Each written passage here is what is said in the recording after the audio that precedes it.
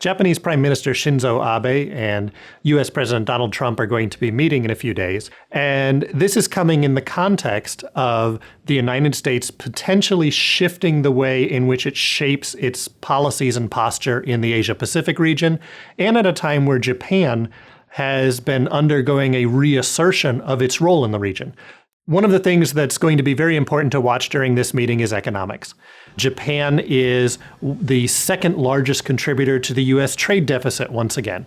This is a U.S. government that has come in with the intent of shrinking the trade deficit, with the intent of re-engaging U.S. industry and U.S. business, and with challenging countries that it accuses of being currency manipulators, which by many definitions Japan often falls into. So the way that these two countries manage this economic tie is going to be very critical. In addition to looking at some of these economic aspects, there are the security aspects in the Asia-Pacific region, and really very clearly with an eye on China, but also in part on North Korea. On North Korea, the United States and the Japanese see eye to eye. They see this as a potential emerging threat in the region that they both need to work on.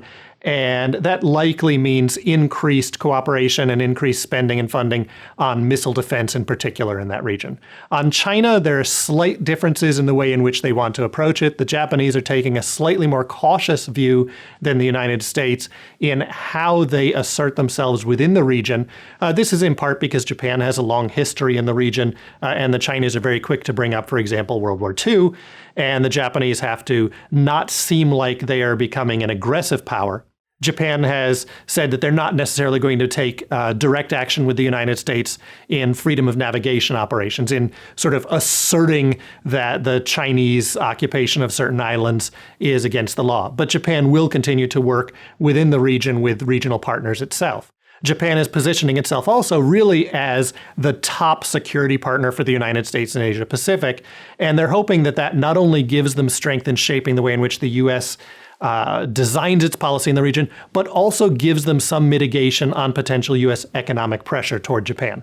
So it's a very interesting time to be watching. Certainly this one meeting is not going to be the end of everything or give us the entire vision of the next 4 years or beyond, but we are seeing a potential space where Japan, with its own intent to reshape its role in the region, to come out of 20 plus years of malaise, to stand up to the constant Chinese rise and expansion in the region, and the United States, which has made it very clear that it intends to push the Chinese back. There's a lot of room for cooperation here. Lots of risks in this, but certainly spaces where the two are likely to see eye to eye.